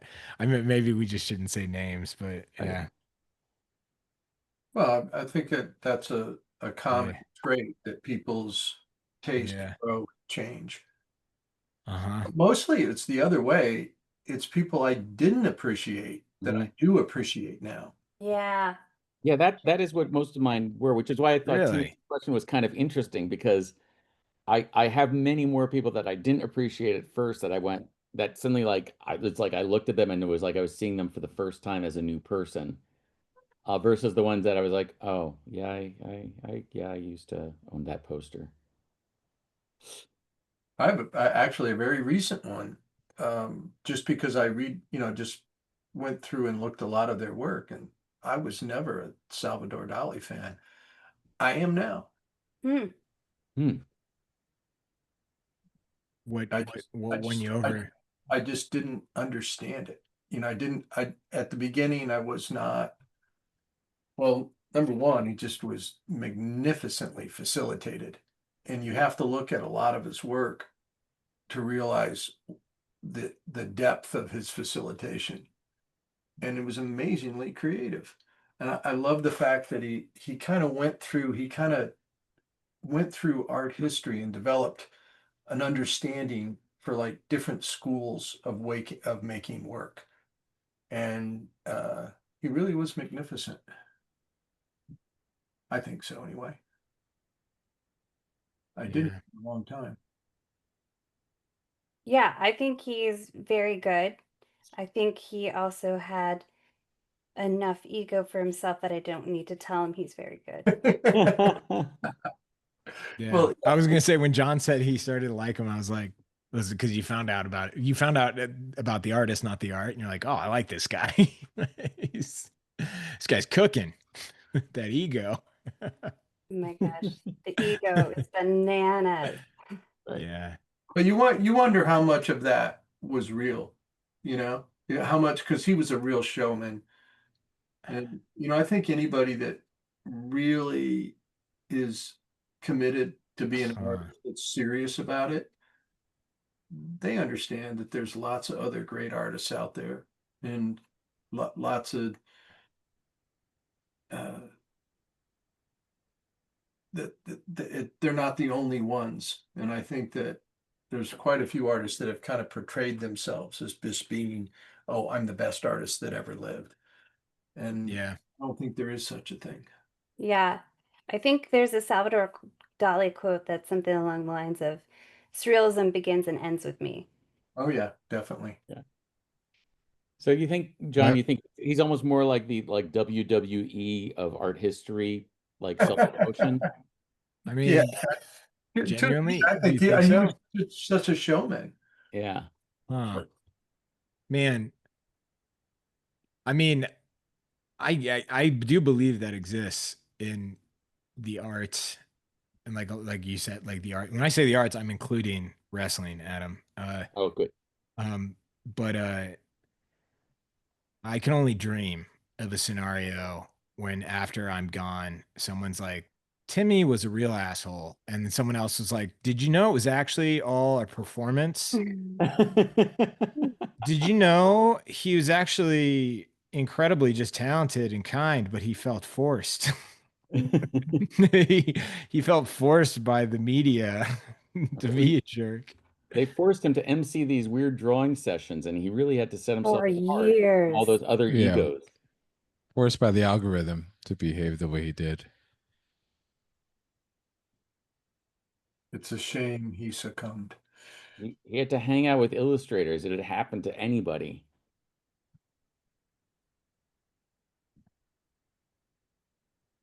He really dreamed of having an improv dance podcast and wound up with illustrators instead.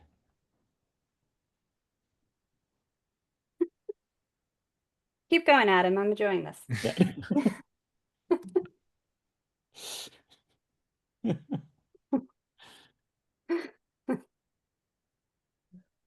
Yeah, no, that would help Thank me you, out a folks. I'll lot. be here all night. That would help me out a lot. This is looking great. Ray, what is going on here, man? Listen, man, I'm gonna do what I need to do. Did you pick Finally. the right director, Ray? Oh, that's God. cool. Jesus. Oh, geez. Wow. I like it. Wow. I don't know. It's rear door. It is a mess. So these movies are still spooky. It's a shower. Yep. I'm trying to get the silhouette correct though. Zillow, the movie. Yeah. The most important part, Ray. Nothing will No. still to this day, nothing will scare me as much as a pile of clothing in the corner of my room at night. Oh my gosh, no kidding. And I Yes. don't Pile of clothing. That's a great idea. Let's do pile of Yeah. clothing. Ray's working on it. Yeah.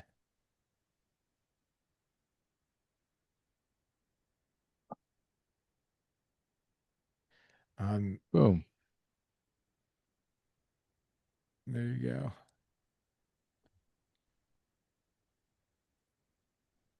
It's looking great. Cassandra, that's awesome. I love it. I am so hopeful that somebody Oh makes man, this into a Cassandra, I was previous afraid to tackle that one. Good job. Yeah, that's amazing. Yeah, that looks awesome. Cassandra. I got caught up in drawing that. Well, it's taking me forever to get anywhere on it. Oh. It feels like a struggle. So now I'm trying to speed through because I'm realizing we're almost done. Yeah, we're running out of I time. ain't got anywhere either. Tonight's flying by. Here's a question from Abigail. What advice would y'all have for young artists entering the field of animation/illustration? How do you motivate yourself to put your work out there without getting burnt out, specifically when dealing with school and work? Oh, yeah, that's a great question. You know what I did? School I had and kids. work. You had kids. And then I was like, oh my God, someone has to support these guys. Yeah. And the only way to do that as an artist is to actually do all that stuff. Yeah. And I'm not actually being sarcastic about that. It really was like once our first was born, I was like, oh, this isn't just the comfort of my ego. Like I have to do something. Like, and a lot of something. A lot of my friends who have had kids as of recently, right? Like will say like it's the difference of sailing. Like you can kind of sail. And they're like, once you have kids, it's like you need some propellers. Yeah. You gotta figure it out. Yeah. Yeah. That question, make sure you're doing what really motivates you. Yeah. Mm-hmm. Because, for a long time, we talked about this like when I was talking about being introverted and kind of teaching myself to be by myself. to spend a lot of time by myself, trying to commit myself to something. And Yeah. I don't think if I didn't enjoy it, I would have done it. And Yeah. I think people, I say this all the time that, I've heard this in lots of different ways from people saying, oh, you really got to love what you do as an artist, uh, because you're going to be doing it for the rest of your life. And it's one of the biggest payoffs as an artist. And I agree with that to a certain extent. But what I discovered was, I wanted to make a living at this.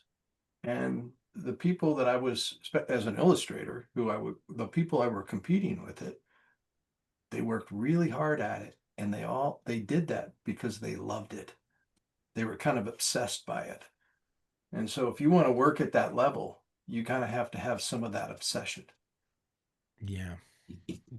That's actually one of my favorite pieces of your advice, John, is the one about like it's your spin on doing what you love, and it's like, well, because the other people are doing what they love, and you can't outwork someone who's doing what they love. That's Yeah. that's exactly it. God, that's really smart, Adam. Who said that? Huh. That is some John English wisdom right there. Was it though? Can we double check that? You can. I have he said Heard it to it a from class of somebody, but mine. I don't It's know recorded where. on Zoom. Also, when I was in the Illustration Academy, we all went to Icon together, and that was like super cool. And I met Gregory Sanchez, and I asked him like kind of like what I know this is a huge question. I'm just curious, like, but what do you recommend? Like, what now? It's really intimidating once you're done with art school. Like, what do you do? And he was just like, real simple. You just keep making stuff, you keep creating.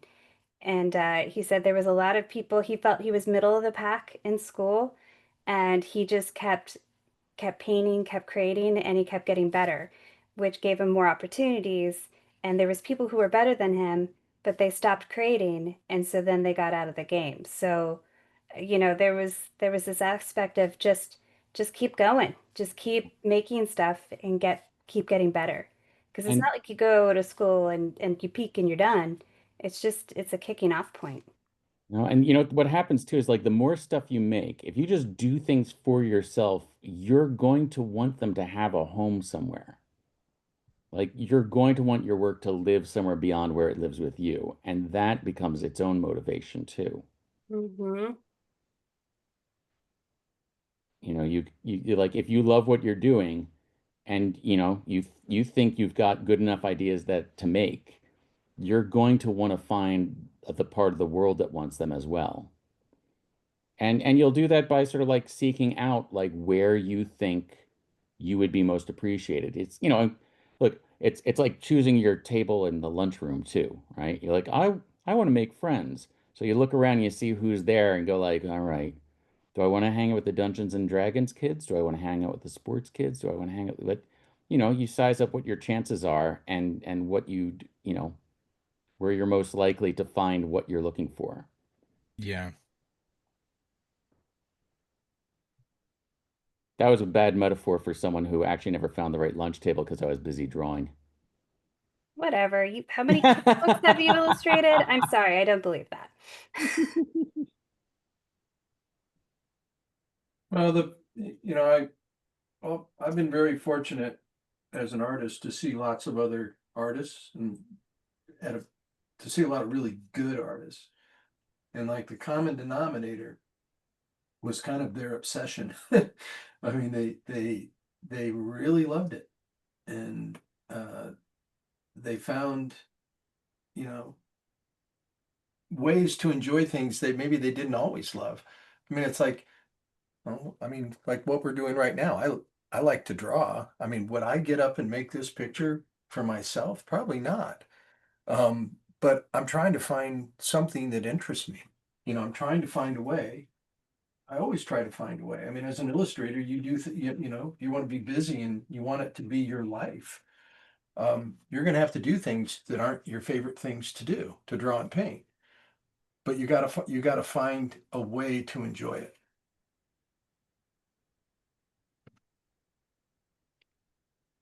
I'm gonna say something about obsession here for a second, just because I'm breaking the rules of drawing Hive, and I'm drawing a Hitchcock actress who's not in our group here. Her name is Nova How do I Pilbeam. kick you out? How Whoa. do I Okay, we're kick? gonna have to kick you out How now. do I So kick my Adam out?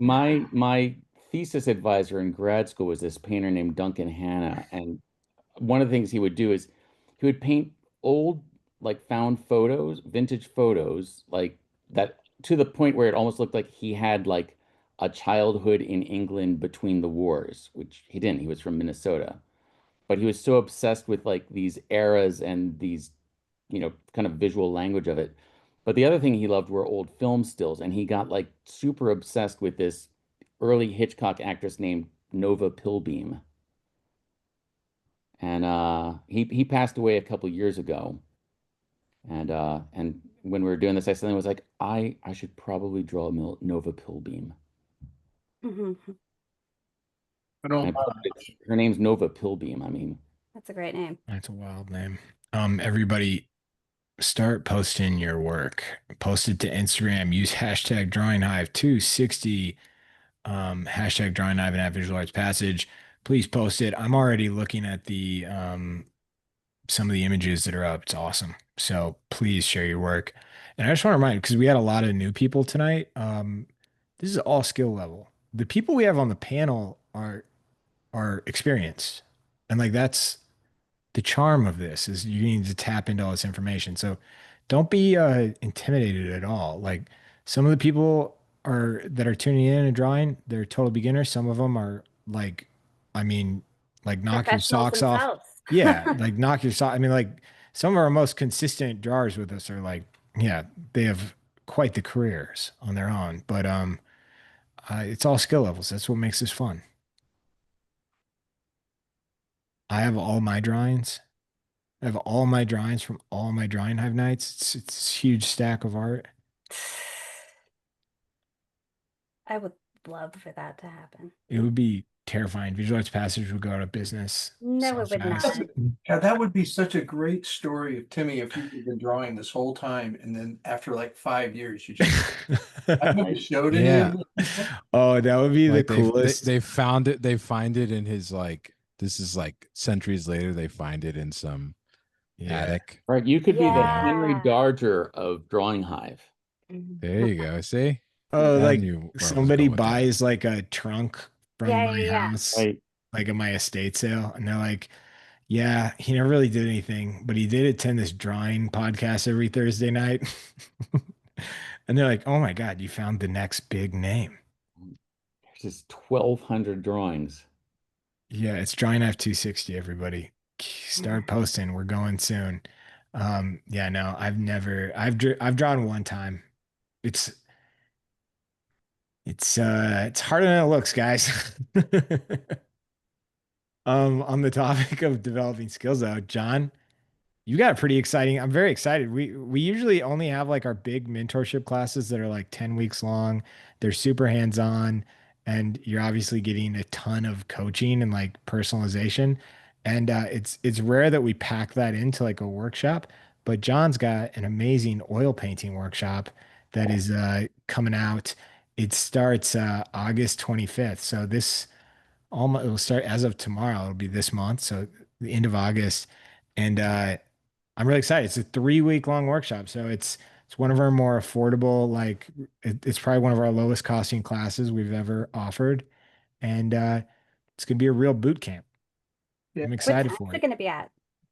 It is thank you so much for asking. It's Mondays, 5 p.m. Pacific time to 7. So it's a 2 hour class. It's so whether you're on the East Coast or the West Coast, you can still do it if you got work 9 to 5. I'm really excited for it. It's That's all going to be skill awesome. level. Yeah. Yeah, I would like, hey, can you point to my screen right now? absolutely. Let's do it. Because a lot of it is going to be Oh, that's good. experimental, how to use approach oil kind of in a traditional method. Right at the beginning, we're going to talk about that, and then we're going to start using alternative methods of using oil, different ways Yeah. to approach. And it's kind of become my favorite become my favorite thing to deal with. That's one of the things I've been doing in Drawing Hive for like the last couple of years is just kind of exploring, you know, alternative ways to do some of the things I've done traditionally. And things to make my work maybe a little bit more interesting. I think that sounds absolutely fantastic. Yeah. That's awesome. I want to No. poke my head in and watch. The bad thing about turning to my screen is this is not at a really great place right now, but it will become something. It's the same way that I've approached a lot of the other things recently. You know, turning a pastel into an oil. Anyway, that's all I wanted to say. I'm looking forward. I know we got quite a few signed up for it already. Yeah, Uh, it's going quick. And yeah, a couple of them I know, and I know there's going to be a bunch of good artists in it in the class. Yeah, the stakes are high when when you have people that are tuning in that are pretty talented, you know? Yeah. Yeah, I remember the first when I first started teaching at the academy, and I was pretty nervous about it because I was teaching with like legendary artists, and I told my father my apprehension. I said, "Man, I'm so nervous about this. These artists are so good." he, he said, he says, "Don't worry." He said, "You just got to be better than the students." Oh, yeah. And that's not always easy to do. No. That's funny. I love his opinion or his answer. He always had some kind of really simple answer for me. Right. That's funny. Uh, Great line. Yeah, there's always a freshman class. Ray, we lost your video. I was excited to Yeah, see. I'm sorry. I had some You don't I had have to to open up apologize. Photoshop and there's some NDA stuff on here, so I had to Oh, that makes sense. want I always oh, ask because yeah. I was worried that maybe you didn't know. Um, yeah. When I just realized this on the topic of I was saying, you know, Norman Bates not being recognizable. One of my first Halloween costumes was Norman Bates. What? That somehow like tracks for you. That's Yeah, awesome. This guy watches the yeah, movie once.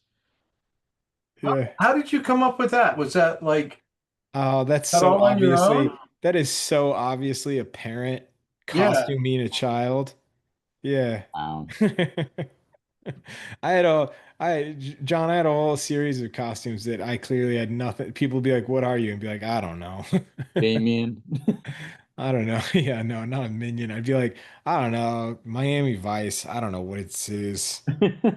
They Like, just they just I'm called Crockett. I don't know. What is they it? just they just costumed me. They told me I'm the kid from The Omen, but I don't know what that means. Yeah, My dad yeah, calls me that all the time. yeah. The kid from The Omen. Yeah.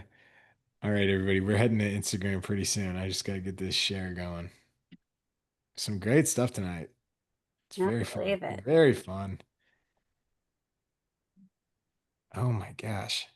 Cassandra, it's it's crazy, Cassandra, because I've never met you in person. So now that we're on the Zoom pilot program where you are in full 1080p, I'm like, I'm like, whoa, Cassandra and Ray, you're still just digital, man.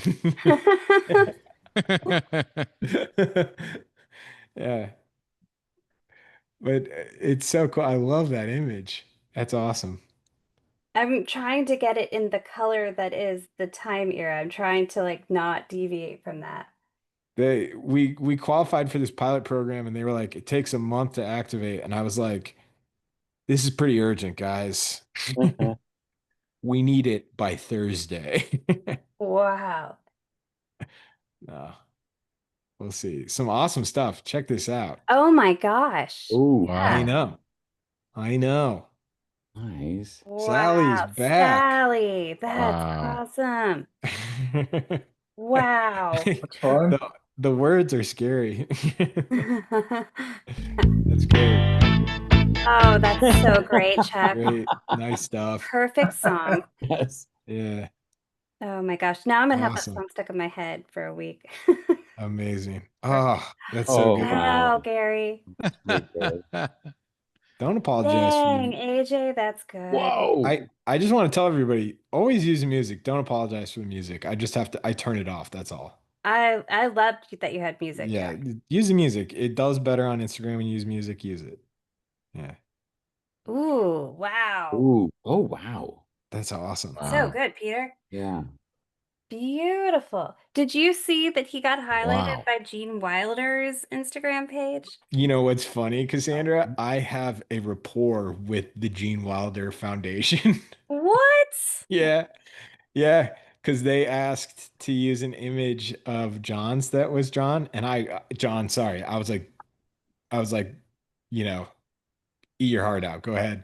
And I was like, actually, you might be interested. And I introduced them to Drawing Hives. That's fantastic. So they post Drawing Hive stuff all the time. They're awesome. I love seeing I don't know if it it's there. his daughter or yeah, I don't know who does it, but yeah. Thanks for telling me that, Timmy. I never knew about that. Sorry, John. Marcy, that's great. Marcy, that's perfect. Awesome stuff. Oh, love it. Timmy's Really collecting good. royalties, having a great time. No, there's no royalties. Shout out to the Gene Wilder Foundation, friends of the show. Yeah, Great job. Yeah. Oh, amazing. that's good. You got good likeness there. Welcome to the crew. I love it. Love I it. love Oh, that. that's awesome, That's awesome. Jeff. That's great. So love that one. Whew, Eric. Wow, That is Eric. creepy. Nice, Eric. Nice, Really Eric. good. Wow, Robert. Oh my gosh. Dang, Wow. dude. Oh, Creepy. good. Oh, Creepy. gosh, y'all did so good.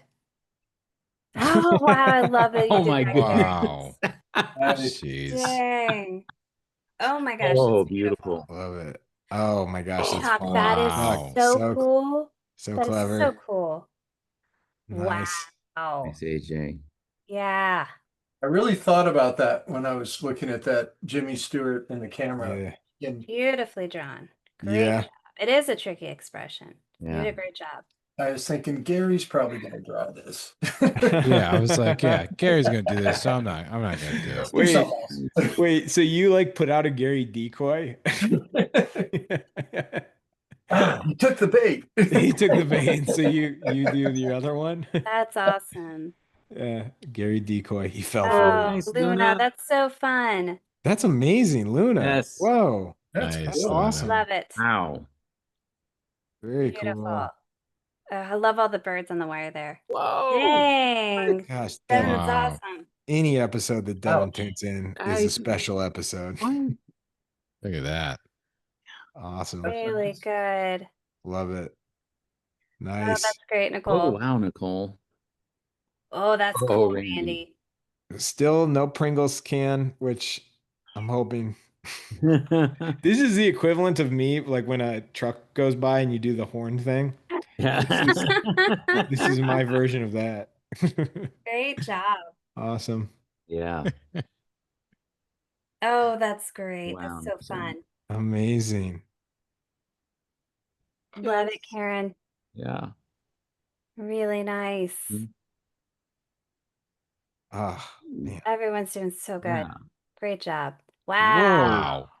Really That's nice. nutty. That- That's awesome. How? How? What? Oh, Ah, that's God, fantastic. man, oh, man. Adam, you got to look at it this way. We were talking. Yeah, Yeah. that's true. That's I true. Ooh, love that's that one. good. Love how you did that. Really nice. Wow. A lot of good stuff in here. Oh, Great awesome. job. Love it. Really New stuff. cool. Really Every- nice, Oh, Valerie. that's good. Wow. Everybody was great, on top Valerie. of it. Love the post-it notes every week. Keep doing it. The post-it note reveal also. Nice, Nicole. Really good, Nicole.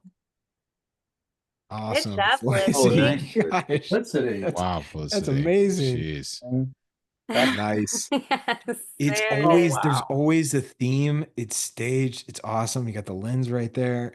This is Brilliant. content. This is good content, people.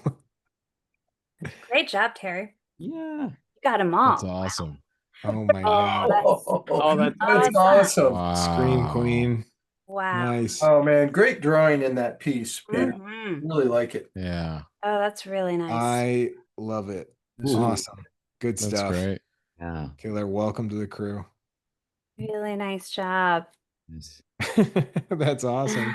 I love Good job, gluten-free me. it. Gluten Yeah. Gluten-free Mel. free Nice, Mel. Gluten free. Nice. Nice, Fun. Xander. Fun.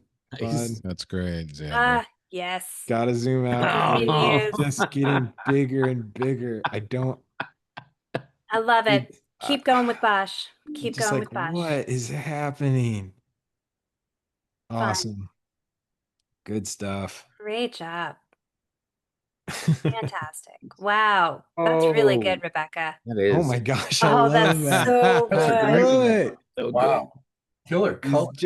Jason starting early? Do you guys think Jason's starting a little early? These are amazing. They're fantastic. Huh. There's no Great rules. job. Some of these people have made deals with creatures for their I see what you mean. for extra time, What are you There's talking about? there Are is you no talking about the cheating. devil? Yeah.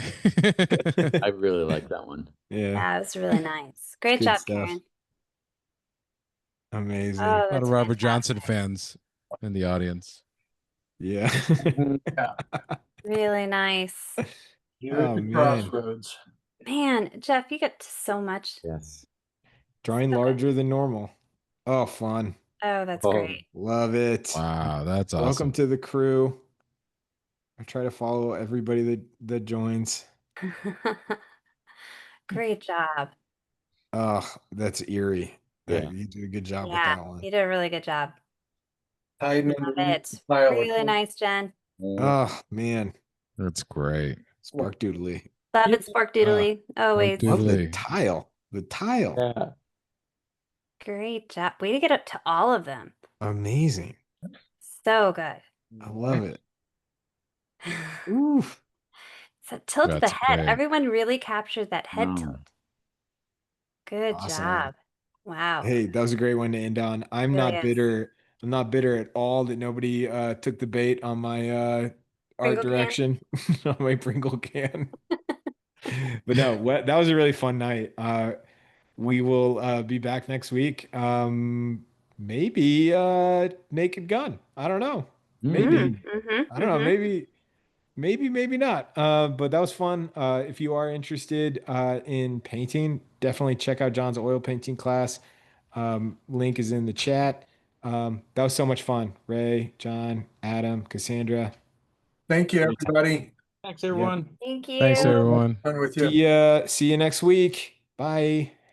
In 1080p, folks. In 1080, in 1080p, HD 1080p. All right.